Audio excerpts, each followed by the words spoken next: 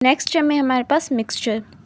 When two or more elements are physically combined, जब दो और दो से ज़्यादा एलिमेंट्स फिजिकली कंबाइंड हो, मीन्स उनमें केमिकली कोई मिक्सचर ना हो, फिजिकली वो कंबाइन हो, जैसे ऐसे कॉम्बिनेशन को हम मिक्सचर कहते हैं।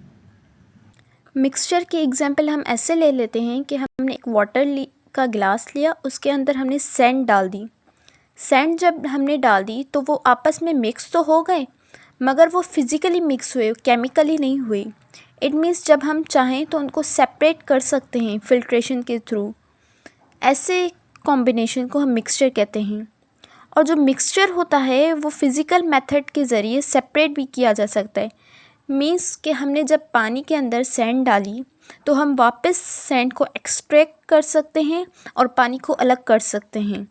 और इनके प्रोसेस होते हैं कुछ, जिनकी वजह से मेथड्स होते हैं जिनकी वजह से हम इनको दोबारा से सेपरेट कर सकते हैं, जैसे कि फ़िल्ट्रेशन, एवापोरेशन, डिस्टिलेशन, क्रिस्टलाइजेशन। ये कुछ मेथड्स हैं जिनमें टेक्नोलॉजी यूज़ की जाती है, या कह सकते हैं कि इंस्ट्रूमेंट्स यूज़ किए जा सकते हैं, जिनकी वजह से हम मिक्सचर को सेपरेट कर सकते हैं। मिक्सचर हमारे पास दो टाइप्स के होते हैं, एक होमोजीनियस और दूसरा हेट्रोजीनियस। और कंपाउंड हमेशा होमोजीनियस होता है। जो कंपाउंड होता है उसकी शार्प और फिक्स मेल्टिंग पॉइंट होती है, और मिक्सचर की कोई भी फिक्स मेल्टिंग पॉइंट नहीं होती और ना ही वो शार्प होता है। होमोजीनियस मिक्सचर क्या होता है? When a substance are evenly distributed in a mixture, कि ऐसा मिक्सचर जिसमें सब्सटेंस जो है वो कम्प्लीटली डिज़ोल्व हो जाए या मिक्स हो जाए, ऐसे मिक्सचर को हम होमोजीनियस कह सकते हैं। जैसे कि हमने पानी के गिलास में सॉल्ट ऐड किया, दो सब्सटेंस लिए, एक पानी लिया और एक सॉल्ट, दोनों कंपाउंड की सूरत में मौजूद हैं। जब दोनों को हमने आपस में मिक्स किया तो वो दोनों ऐसे मिक्स हो जाएंगे कि पता नहीं चलता कि सॉल्ट कहाँ गया और सॉल्ट कहाँ चला गया पानी के अंदर।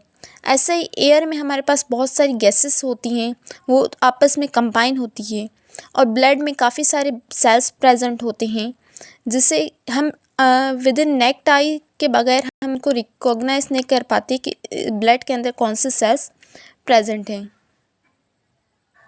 सेकेंड टाइप है मिक्सचर की heterogeneous substance. Heterogeneous substance are not evenly distributed. ऐसे सब्सटेंस जो आपस में एक दूसरे में कम्प्लीटली हल ना हो पाए, ऐसे सब्सटेंस को हम हेट्रोजीनियस मिक्सचर कहते हैं। इसकी एग्जांपल ले लेते हैं, chocolate chips, cookies, pizzas, rocks. Means जब हम चॉकलेट चिप या कुकीज़ में देखते हैं, मिल्क में हम चॉकलेट ऐड करते हैं तो कुकीज़ बन जाती हैं, बेक करते हैं तो उनमें हम चॉकलेट के चक्स देखते हैं तो वो उनमें डिज़ोल्व नहीं होते हैं, बल्कि अलग से सेपरेट हमें नज़र आते हैं। ऐसे मिक्सचर को हम हेट्रोजीनियस मिक्सचर कहते हैं। देन है हमारे पास केमिकल फार्मूला की टाइप्स। केमिकल फार्मूला क्या था कि जो इसमें हम नंबर ऑफ़ एटम्स पता चले और वो सिंबलाइज से शो किए जाते हो एलिमेंट्स, ऐसे फार्मूला को हम केमिकल फार्मूला कहते हैं। फर्दर केमिकल फार्मूला की दो टाइप्स होती हैं, empirical formula and molecular formula. Empirical formula क्या होता है? एम्पेरिकल फार्मूला सिंपलेस्ट फार्मूला होता है, जो कि फर्दर जो है वो डिकम्पोज ना हो सके, ऐसे फार्मूले को हम एम्पेरिकल कहते हैं। और मॉलिक्यूलर फार्मूला क्या होता है?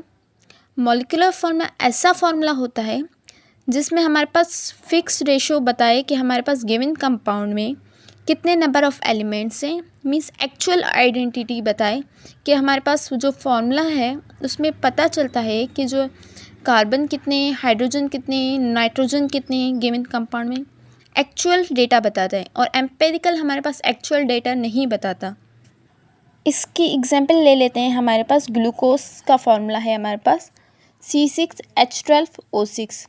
इसमें हमारे पास शो हो रहा है कि कार्बन के 6 एलिमेंट्स है, हाइड्रोजन के 12 और ऑक्सीजन के 6।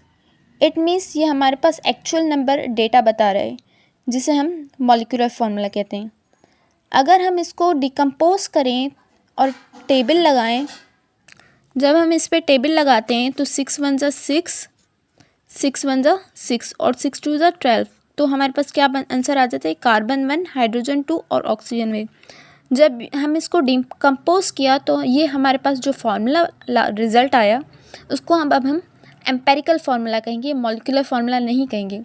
ये रिप्रेजेंट तो उसी ग्लूकोज को ही कर रहा है, मगर ये एक्चुअल डेटा नहीं बता रहा कि कार्बन के कितने नंबर है, ऑक्सीजन के कितने और हाइड्रोजन के कितने। ऐसे फार्मूला को हम एम्पेरिकल फार्मूला कहते हैं।